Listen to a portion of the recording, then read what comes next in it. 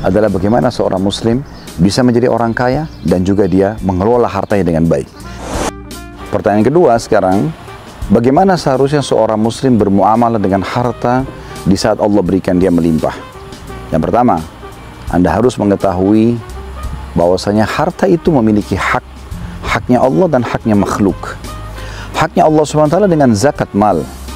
Dalam setahun, harta itu Anda hitung, kalau sudah mencapai 1 tahun ya, haul, dan juga nisabnya, kadarnya 85 gram emas, Anda keluarkan zakatnya 2,5%. Sehingga Anda berbagi kepada orang-orang. Tapi ini hak Allah SWT, karena syariat Allah SWT. Juga ada hak makhluk di situ. Dengan sedekah, kita berbagi pada orang-orang, sering memberikan makanan. Bukankah ditanyakan kepada Nabi SAW, ayu islamin khair? Amalan apa dalam Islam yang paling baik? Kata Nabi SAW, tuti'imut ta'am wa tusallimu ala man ta'rif wa man lam ta'rif. Memberikan makan kepada orang dan juga engkau mengucapkan salam kepada yang kau kenal dan kau tidak kenal. Memberi makan butuh uang. Begitu juga Ali bin Abi Thalib radhiyallahu mengatakan, siapa yang telah diberikan amanah harta, maka seharusnya dia memberikan hak harta tersebut dengan melanjutkan hubungan silaturahim, memberikan jamuan terbaik buat tamunya, membantu orang-orang yang susah, dan juga dia bersabar dengan apa yang menimpa hartanya. Mungkin ada saatnya di mana orang-orang kaya mereka ditimpa bangkrut usaha misalnya, tertipu. Mungkin ada seorang pegawai yang berbuat menunda pekerjaannya atau misalnya merusak pekerjaan dia sehingga hanya tidak bisa memberikan hasil maksimal. Maka semua itu ujian dan dia bersabar dengan ujian tersebut. Nah, ini poin penting ya. Dan yang luar biasa adalah kalau harta-harta ini Anda jadikan sebagai kesempatan emas untuk Anda bawa ketimbangan amal Anda pada hari kiamat. Kata Abdullah bin Mas'ud radhiyallahu anhu, siapa yang mampu membawa hartanya ya menuju ke langit, diletakkan di langit yang tidak akan pernah dijangkau oleh tangan pencuri dan juga dirusak oleh rakyat, lakukanlah. Dan juga para salafus saleh, mereka sibuk dengan harta yang melimpah itu mereka sedekahkan. Disebutkan dalam sebuah riwayat, Talha bin Ubaidillah radhiyallahu anhu pernah kedatangan satu peti emas. Dia gelisah. Istrinya pun menanyakan, ada apa dengan Anda? Kenapa Anda sedih? Apakah ada kesalahan yang kami lakukan? Talha radhiyallahu anhu mengatakan, tidak. Kamu adalah sebaik-baik istri bagi seorang muslim. Lalu dia mengatakan, cuma yang membuat saya gelisah adalah harta saya yang melimpah datang ini. Artinya pada saat itu datang satu peti emas semuanya. Lalu istrinya mengatakan, kenapa Anda pusing?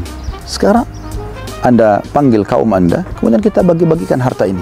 Maka semalam suntuk suami istri sibuk mengemas harta tersebut lalu membagikannya. Jadi coba lihat bagaimana mereka memiliki harta yang sangat melimpah, tapi mereka gunakan di jalan Allah Subhanahu wa Ta'ala.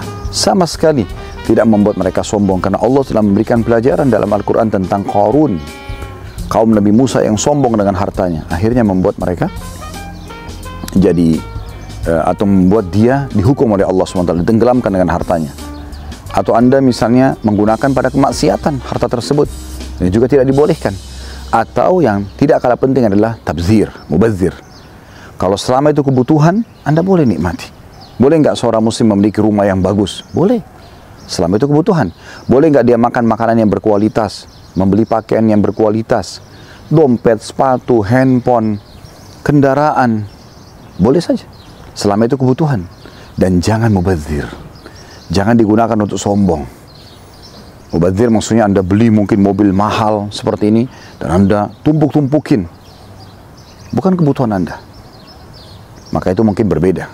Oleh karena itu teman-teman sekalian, kita bisa mengambil pelajaran dari konten kita ini sebenarnya adalah bagaimana seorang muslim bisa menjadi orang kaya dan juga dia mengelola hartanya dengan baik. Ingat, Nabi SAW punya rumah, walaupun rumah beliau sederhana, tapi setiap istri punya rumah. Setiap rumah ada pembantu. Setiap rumah atau Nabi SAW memiliki kuda terbaik, unta terbaik. Beliau memiliki beberapa buah pedang. Ya, beliau juga memiliki beberapa perisai, baju perang. Semua itu karena Nabi SAW memberikan contoh kepada umatnya, semua dibolehkan. Baik teman-teman sekalian, ini konten sederhana yang mudah-mudahan tidak disalahfahami tentunya. Tapi kita ingin menjelaskan salah satu bagian syariat yang harus difahami. Sehingga setiap muslim termotivasi untuk selalu maju. Tujuannya itu tidak lebih dari itu insyaAllah. Subhanakallahumma bihamdika. Asyhadu an la ilaha illa anta astaghfiruka wa atubu ilaik. Wassalamualaikum warahmatullahi wabarakatuh.